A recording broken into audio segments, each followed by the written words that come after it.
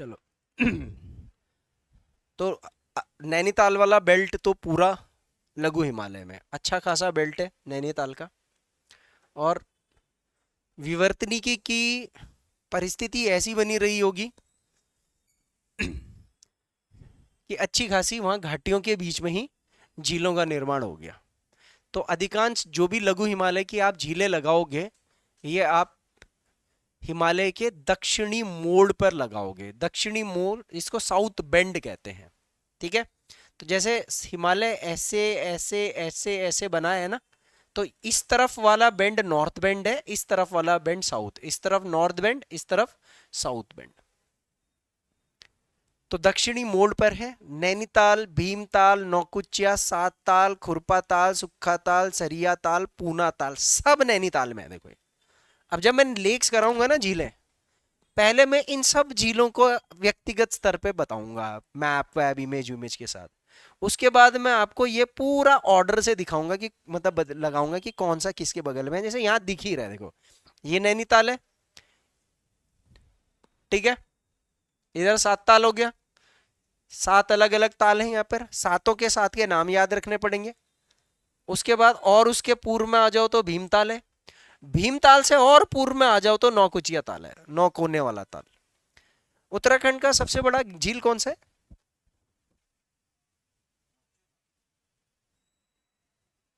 सबसे बड़ा झील भीमताल। सबसे गहरा झील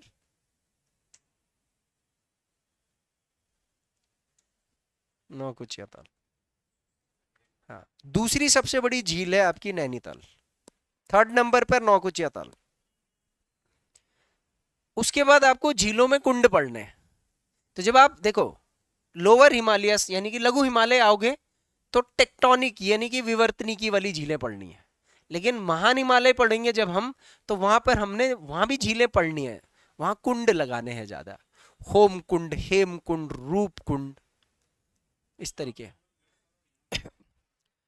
हमारी जो भौगोलिक संरचना है उसको वहां पर थोड़ा सा पढ़ना है। वहां कुंड जो है वो हिमानी द्वारा निर्मित है, ग्लेशियर से। ठीक है, जिसको सर्क झील कहते हैं, कोरी झील कहते हैं। तो वहां की झीलें अलग है, और ये प्लेट विवर्तनिकी से है। ये ग्लेशियर के अपरदन से नहीं बनी हुई, ये पहाड़ ऐसे ऐसे बन रहे थे, और पहाड़ों के बीच में बड़ी सी घाटी सी बनी जिसमें गैप बना, और नीचे अंदर ही अंदर से पानी आया ग्लेशियर का और इसमें जमा हो गया, ये तालाब बन गए। तो ये तालाब जो है वो पहाड़ के घिसने से नहीं बने। ऊपर जो है ऐसे ऐसे पहाड़ है ना, ऐसे ग्लेशियर आया, यहाँ थोड़ा घिसा हुआ गड्ढा बना, ग्लेशियर पिघला, पानी बन गया। तो वो कुंड अलग, वो उनका निर्माण प्रक्रिया अलग है, इनका निर्माण प्रक्रिया अलग है। जो नैनीताल की झील है ये अलग प्रक्रिया से बनी हुई। ये प्लेटों के बीच में संरचना ऐसी रह गई कि उच्चावच कहीं ऊपर कहीं नीचे रह गया। हाँ, होने से हुआ है, ये प्लेट विवर्तनिकी से है। और वो वाला है हिमानीकृत, हिमानी द्वारा ग्लेशियर से बनी हुई है वो। तो एक स्थलाकृति जब हम लोग पढ़ते हैं ना ग्लेशियर से, तो वहां पर एक स्थलाकृति पढ़ते हो आप जिसको सर्क कहते हैं। जैसे ये पहाड़ होता है ना, तो जैसे यहाँ ग्लेशियर बना, तो धीरे धीरे क्या करते हैं, ग्लेशियर जब खिसकता है तो यहाँ अपर्दन कर देता है। कुछ टाइम के बाद पहाड़ ऐसे होने लग जाता है, कुछ टाइम के बाद पहाड़ ऐसे हो जाता है, ऐसे सर्क जैसा बन जाता है। यहाँ पर फिर क्या होता है, जब बर्फ जम जाती है तो सर्दियों में यहाँ पर क्या हो जाता है, बर्फ आती है, और गर्मियों में ये पानी बन जाता है, कुंड बन जाता है। ठीक है, तो उसको सर्क झील कहते हैं। सर्क झील, सर्क कह रहा हूं, कोरी झील या हिमानीकृत झील भी कहते हैं उसको। तो वो जो रूपकुंड है, हेमकुंड है, होमकुंड है, और आपके जितने भी चौराबाड़ी हो गया, सतोपंत हो गया, ये सारे के सारे, मासर ताल, सहस्त्र ताल, वो तो आपको मेरे ख्याल से लगभग लगभग नहीं भी होंगे तो 25-26 याद कराने हैं, वो वाले ले सारे के सारे कराऊंगा। तो ये वाले नैनीताल, भीमताल, नौकुचिया, सातताल, खुरपा ताल, सुक्खा ताल, सरिया ताल, पूना ताल, सभी 10 से 20 किलोमीटर वर्ग क्षेत्रफल में है, मतलब 10-20 किलोमीटर के एरिया में सब फैले हुए। ये लघु हिमालय में है ये वाले, ठीक है, ये भी ध्यान देना। इसके बाद लघु हिमालय क्षेत्र में, लघु हिमालय क्षेत्र का तापमान और इसका वर्षण। अब देखो हमें पता है कि यार देखो जो लघु हिमालय है इसकी ये मुश्किल से मुश्किल 2000 मीटर से लेकर के 4500 मीटर के बीच में फैला हुआ है ना। तो इसका तापमान जो है वो जाहिर सी बात है कि निचले क्षेत्रों में थोड़ा उष्ण कटिबंधीय हो सकता है, ऊपरी क्षेत्र में शीतोष्ण होगा, यानी थोड़ा ठंडा होगा। तो ज्यादातर अगर औसत देखूंगा तो इसका तापमान है शीतोष्ण कटिबंधीय जलवायु।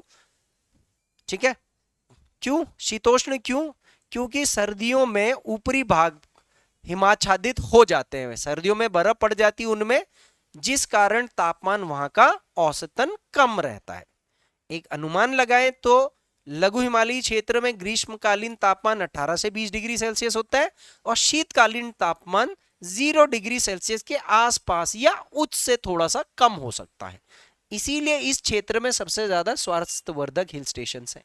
एवरेज टेम्परेचर है, ना बहुत ज्यादा माइनस में है और ना बहुत 20-20 के ऊपर है। सबसे परफेक्ट टेम्परेचर 10 से लेकर के 15 डिग्री सेल्सियस होता है, जो कि यहाँ का औसतन तापमान है ही वैसे भी। अब बात करते हैं वर्षा की।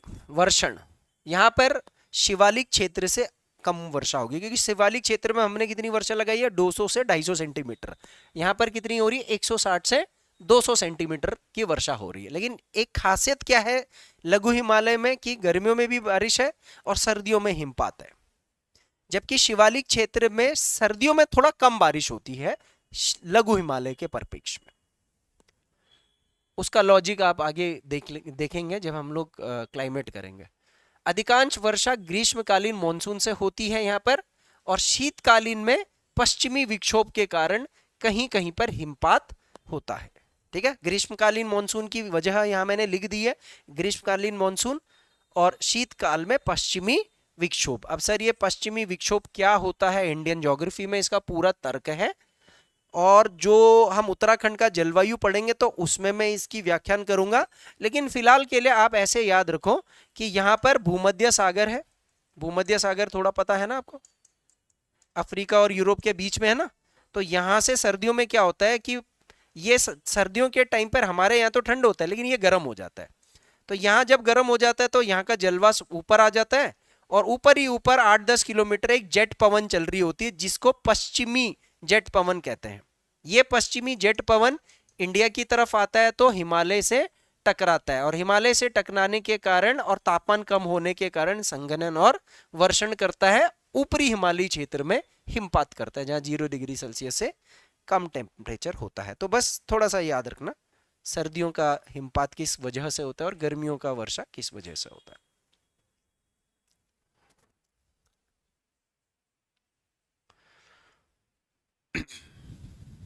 ठीक है,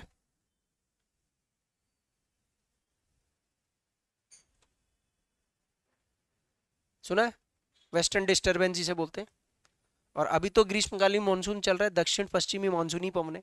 3 कीवर्ड्स हैं, दक्षिण पश्चिमी मानसून पवन, उत्तर पूर्वी मानसूनी पवन और पश्चिमी विक्षोभ। 3 मेन चीज है। इंडियन ज्योग्राफी में तो बहुत सारी चीजें आपने पढ़नी है। अभी ये इतना इस बार बारिश क्यों हो रहा है, उसके पीछे का क्या कारण है, ये सब आप आराम से लगा लोगे। ठीक है, अब बात करते हैं लघु हिमालय क्षेत्र की वनस्पति। जाहिर सी बात है सर, आगे पूरा एक चैप्टर वनस्पति के ऊपर बना हुआ है, तो ये चीज फिर से वहां पर रिपीट होगी। लेकिन तो ये क्षेत्र देखो, लघु हिमालय का क्षेत्र पहाड़ों में सबसे ज्यादा जनसंख्या वाला क्षेत्र भी है, सबसे ज्यादा यहाँ पर कृषि भी है, वनस्पति भी है। तो वनस्पति के क्या प्रकार है, वनस्पति की मूल प्रजातियां कैसे, वन, फल यहाँ पर बहुत पाए जाते हैं, फलों के वन और उसके फलों के बाग, और उसके साथ साथ शीतोष्ण घास के मैदान। शीतोष्ण का मतलब ठंडे ठंडी इलाकों पे जो घास के मैदान होते हैं, 3500 मीटर के ऊपर आपके शीतोष्ण घास के मैदान यहाँ पर पाए जाते हैं। तो यहाँ पर जो वनस्पति है इसको कहते हैं शीतोष्ण सदाहरित वनस्पति। शीतोष्ण सदाहरित, देखो शीतोष्ण का मतलब एक तो तापमान यहाँ ठंडा है, ऐसे पेड़ होंगे जिनके लिए तापमान थोड़ा औसतन ठंडा चाहिए, ना जरूरत से ज्यादा ठंडा ना जरूरत से ज्यादा गर्म।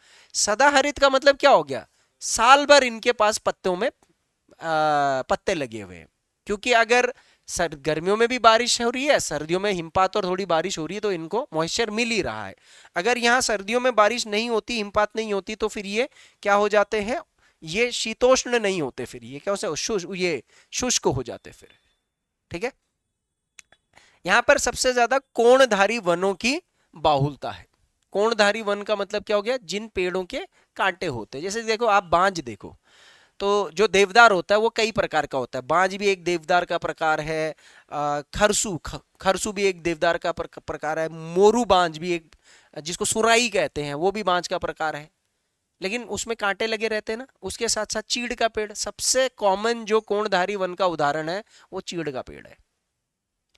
तो चीड़ सबसे कॉमन है, उसके अलावा देवदार, देवदार, बांज, बुरांस, खरसू, फर, ये सबसे ज्यादा यहाँ पर पाए जाते हैं।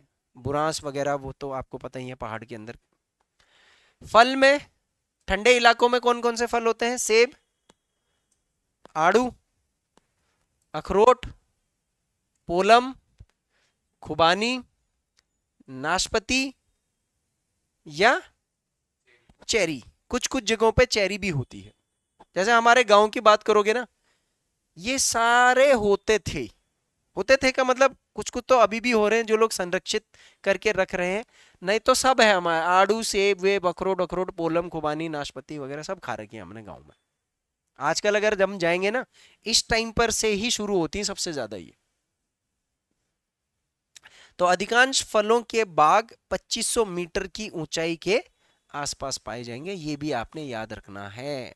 जो शीतोष्ण वन फलों के बाग उत्तराखंड के अंदर है, सेब के बगीचे हो गए या आड़ू के बगीचे हो गए, लीची कह रहा हूँ, पोलम के बगीचे हो गए। पोलम देखे आप लोगों ने, आलू बुखारा कहते हैं यहाँ पर पोलम, वो लाल लाल, यहाँ आलू बुखारा कहते हैं। पहाड़ों में पोलम, पहाड़ों में मिलता है थोड़ा सा छोटा वाला, थोड़ा निचले एरिया में, हिमाचल हो गया, इन जगहों पर थोड़े बड़े बड़े भी मिलते हैं सेब। और इनकी क्वालिटी हिमाचल और कश्मीर में ज़्यादा बेटर है ना। और उत्तराखंड के अंदर ये जो हर्षिल वाला क्षेत्र है जहाँ आपदा वापदा है, वहाँ उत्तरकाशी वाले क्षेत्र में सेब ज़्यादा अच्छे हैं। चमोली में थोड़ा कम है, और पिथौरागढ़ आते आते तो लगभग खत्म ही हो जाते हैं, क्वालिटी कम हो जाती है मतलब। अब बात करते हैं शीतोष्ण घास के मैदान। देखो, आप किसी भी पहाड़ी पे हाइट के हिसाब से चले जाओ, तो जैसे आपको शिवालिक में खूब सारे जंगल मिलेंगे यहाँ पर, ठीक है। जैसे जैसे थोड़े ऊपर आओगे तो आपको कोणधारी वन, नीचे आपको ऐसे फैले वाले मिलेंगे, और ऊपर आते आते वन ऐसे हो जाएंगे। उसके बाद ऊपर ऊपर यहाँ पर फिर क्या मिलेगा, घास, और उसके बाद हमेशा बर्फ। ये है एक तरीके से वनस्पति का क्रम। तो नीचे वनस्पति ज्यादा होती है, जैसे जैसे ऊपर आओगे कम होता जाएगा, और सबसे ऊपर के क्षेत्र में आपको क्या मिलेगी, मखमली घास। घास के बाद आती है काई, टुंड्रा क्षेत्र, उसके बाद सदाबहार, बर्फ। तो यहां पर कोमल मखमली घास पाई जाती है, जिसको पशु चारकों का स्वर्ग भी कहते हैं। और यहाँ के घास के मैदानों के कुछ क्षेत्रीय नाम हैं, ये आपको पता होंगे। गढ़वाल में क्या कहते हैं, बुग्याल। कुमाऊं में क्या कहते हैं, पयार, पयार ऐसे भी लिख सकते हो, और या पयाल ये भी लिख सकते हो, ठीक है। कुल्लू क्षेत्र में इनको थच कहते हैं, जो जैसे हमारे यहाँ बुग्याल क्षेत्र होते हैं ना जहाँ भेड़ बकरी पालक जाते हैं, यहाँ थच कहते हैं। और कश्मीर में इनको मर्ग कहते हैं। और सर मैं आपको बता रहा हूँ, उत्तराखंड के ये जो बुग्याल्स है ना, इनकी प्रसिद्धि इतनी ज्यादा थी कि हिमाचल और कश्मीर का भेड़ चालक यहाँ पर आता था इन बुग्यालों के अंदर, जिनमें आधे से ज्यादा यहीं बस गए। ऐसा हुआ ना, अंग्रेजों ने क्या करा ना, कई जगहों पर वनों में प्रतिबंध लगा दिए, तो ये लोग नई जगहों की खोज में इधर आए।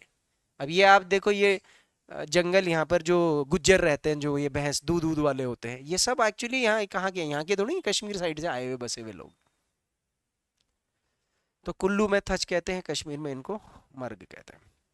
लघु हिमालय क्षेत्र में थोड़ा सा कृषि का आनंद ले लेते हैं। दो बातें याद रखना, लघु हिमालय क्षेत्र में कैसी मृदा है, क्योंकि जैसी मृदा होगी उसी के हिसाब से यहाँ पर कृषि उत्पाद उत्पन्न होंगे। और दूसरा याद रखना कि यहाँ पर लघु हिमालयी क्षेत्र में प्रमुख कृषि उत्पाद कहाँ पर मिलते हैं। ऑब्वियस ही बात है, देखो उत्तराखंड में जो कुछ भी मिलता है ना, सब कुछ आपने लघु हिमालय ही लिंक कर देना है, बहुत ईजी है। तो यहाँ की मिट्टी जो है ना, उसको कहते हैं समुद्री प्रवृत्ति की मिट्टी। अच्छा बताओ, समुद्री प्रवृत्ति की क्यों मिट्टी बोलते हैं, क्योंकि क्या हो रहा था, जो हमारी इंडियन प्लेट थी और यूरेशियन प्लेट थी, इसके बीच में कौन सा सागर था, तैथी सागर। इस सागर में अवसाद आए, अवसाद आए, अवसाद आए, अवसाद आए, अवसाद आए, निरंतर प्लेटें आपस में टकराई, तो यही समुद्री अवसाद आपस में क्या हुआ सर, मोड़ पड़ने पर यही तो समुद्री अवसाद हिमालय में परिवर्तित हुए हैं। तो जो मिट्टी मिलेगी उसमें समुद्री कुछ ना कुछ प्रवृत्ति तो होगी, तो इसीलिए यहाँ की मिट्टी थोड़ी पथरीली है। कहाँ की, पहाड़ी। देखो पहाड़ की मिट्टी ना पथरीली होती है, और जैसे जैसे मैदानी इलाकों में आओगे, टूट फूट, अपर्दित, अपर्दन, अपक्षय पपक्षय होकर के वो कैसी हो जाएगी, पतली हो जाएगी। जैसे जैसे मिट्टी पतली हो जाती है तो उसको लोमी मिट्टी यानी जलोढ़ मिट्टी कहते हैं, और बिल्कुल पतली चिपचिपी हो जाएगी तो उसको क्ले वाली मिट्टी कहते हैं, चिकनी मिट्टी जिसे कहते हैं। मिट्टी की जो प्रवृत्ति है उसकी बनावट के आधार पर मैं उसका एक छोटा सा क्रम आपको बता रहा हूं। तो ये थोड़ी पथरीली ज्यादा है, जलोढ़ कम है। कृषि उपयोगी आसान नहीं है, लेकिन इंसान ने खोद खोद करके बना दिया। हमने यहाँ पर पर्वतीय ढाल से जहां तक नदी घाटी का क्षेत्र होता है वहां तक कृषि करते हैं हम। जैसे ये देखो, ऐसे पहाड़ होते हैं ना, ये आपकी नदी जा रही है, तो आप नदी के आसपास तो कर ही रहे हो, लेकिन आपने यहाँ बीच बीच में क्या कर दिया, यहाँ बीच बीच में क्या कर दिया, यहाँ पर खेती बना दी। आपका टॉप से लेकर के घाटी नदी जहां तक है वहां तक खेती खेती मिलेंगे।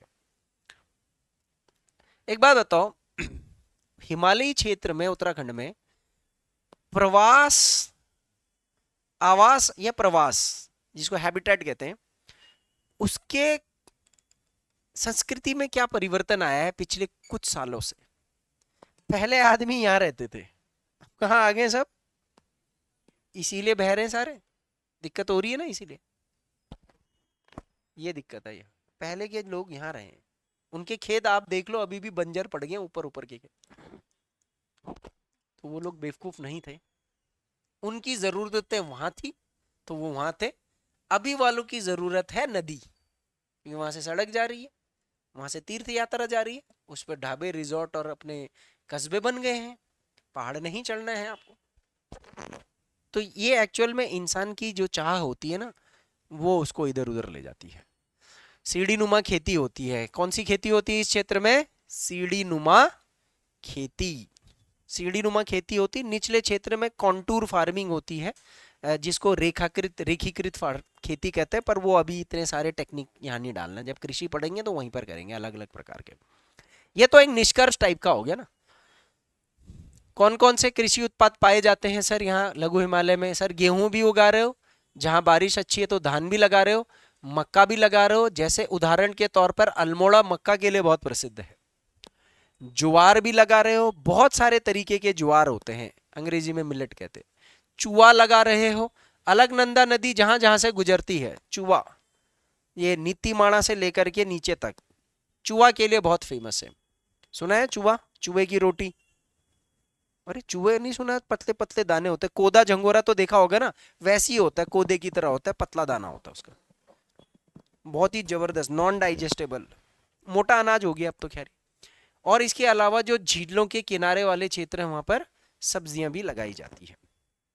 एक बात याद रखिएगा, यहाँ पर मैंने अलग से अलकनंदा घाटी की प्रसिद्धि बताई। अब देखो जैसे ये अलकनंदा नदी ये जा रही है, ठीक है, ये हो गई, ये है सरस्वती है ना, ये अलकनंदा नदी है,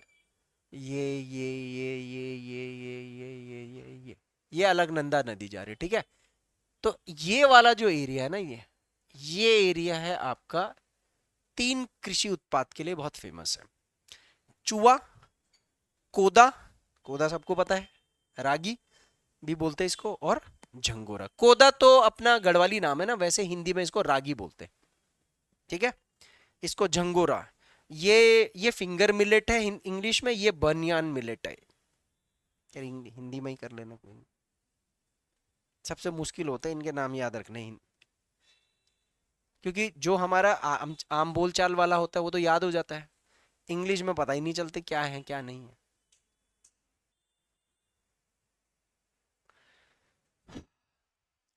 टाइम देख लेते हैं, आगे करें। अब है दूधा तोली, क्या करना है, बहुत मतलब 5 स्लाइड है, एक साथ करनी, या यहीं करें अभी, कल करें? दूधा तोली के बारे में सारी चीजें देखो, कितनी चीजें हैं दूधा तोली के बारे में। दूधातोली का विस्तार, दूधातोली का ऐतिहासिक तथ्य, दूधातोली की वनस्पतियां, दूधातोली से कौन कौन सी 5 नदियां निकलती हैं, दूधातोली को क्यों चारागाह का स्वर्ग बोलते हैं। तो यहाँ पर थोड़ा सा मतलब अच्छा खासा वो है इसके अंदर। ठीक है, वीर चंद्र सिंह गढ़वाली जी के साथ भी लगाएंगे इसमें, वन नीति के साथ भी लगा देंगे इस दूधातोली को, क्योंकि इतिहास यहाँ से लेकर के चलना है। वनस्पति में जो पीछे पड़ा है पेड़ प्रजातियां वगैरह वही थोड़ा लगभग रिपीट होगा।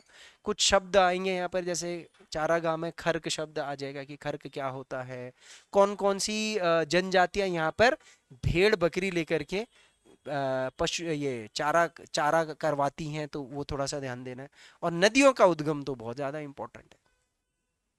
ठीक है, एक आध नदियां पता है कौन कौन सी निकलती दूधातोली से, है कुछ आइडिया? कौन कौन सी नदियां दूधातोली से निकलती हैं? मैंने ये नहीं बोला कि वहां से बहती है, निकलती हैं। चलो ठीक है, पश्चिमी पूर्वी दोनों निकलती हैं। और कौन सी वाली, पूर्वी या पश्चिमी? उत्तराखंड में तो पूर्वी पश्चिमी दोनों करनी पड़ेगी ना। है पश्चिमी, पूर्वी, पूर्वी किसकी सहायक है? काली की। और पांचवी, 5 6 नदियां हो जाएंगी, तो 6 नदियां हो जाएंगी। आटागाड़ सुना है? वूनो सुनी है? वूनो नदी, वूनो, वूनो नदी नहीं सुनी? वूनो, ये नदी है, ये सब यहीं से निकलती है।